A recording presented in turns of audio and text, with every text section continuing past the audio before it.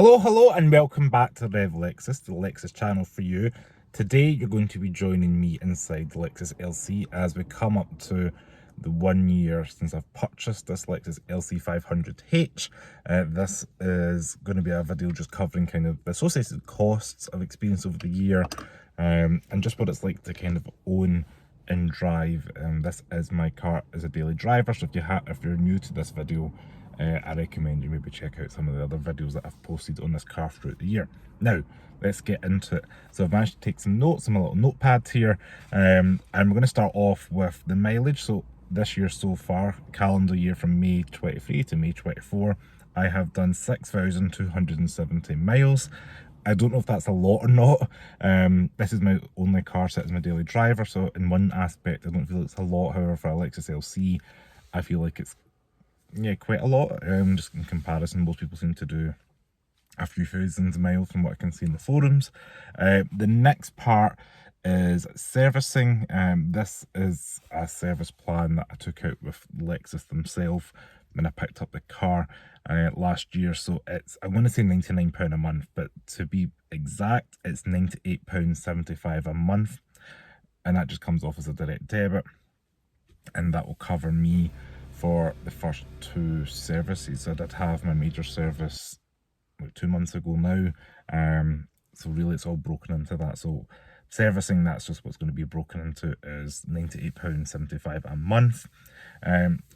One of the expenses for the car that you can't get away with is just kind of maintenance stroke wear and tear. More than maintenance is tyres. If you've seen the last video, I did not know or appreciate how expensive the 21-inch wheels and the tyres are going to be, how expensive they are for the Lexus LC.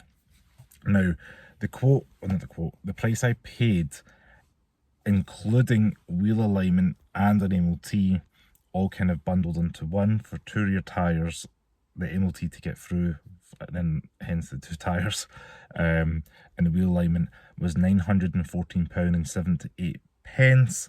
I do believe the tyres were £397 each. They are, I think, Bridgestone Altezas. I said I don't pay too much attention to tyres, but I just wanted them to match and replace like for like. So I did have to order them like a week in advance, but that was sorted. What else have we got? The road tax stroke vehicle exercise duty, depending how you're calling it, is £170 for the year. Repairs for the car, I'll say touch wood, we've not had any issues that have been out of pocket repairs that require something to be done for this car. And then insurance for this vehicle was £910.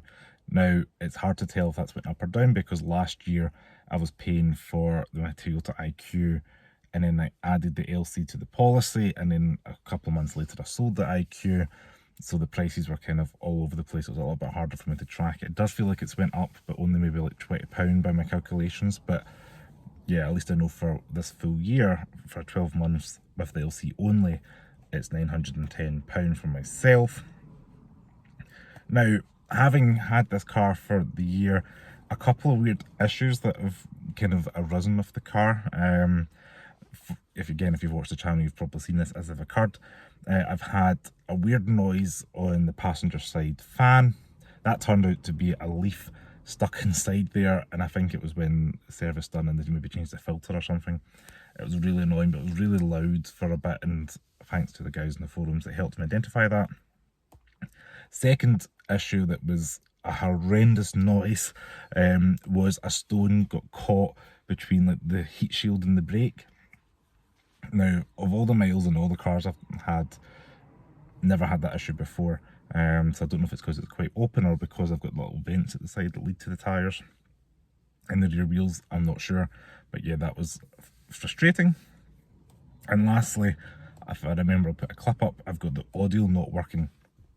Now, randomly, like if I Bluetooth and I'm playing Apple Music or whatever it may be, and you get a call and then I hang up, it doesn't seem to want to play the music again. Like even if you turn the volume up on the phone, or you turn the volume up on the center console here, it will literally say the number going up to, let's say, 45 to 50 for the volume, but no audio pumps out, and the only way I can seem to rectify that is turning the car off and then putting it back on.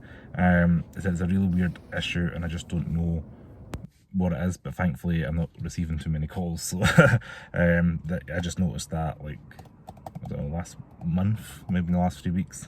But anyway, tallying it all up, we're looking about £3,179.78 for this year's kind of bill.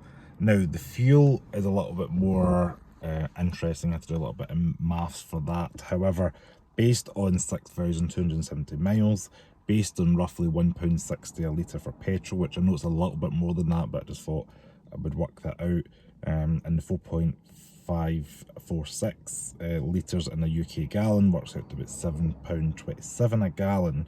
And I've based this also on a very rough 33 miles to a gallon on the car. Then that means I've used about 190 gallons of fuel, which is about £1,381.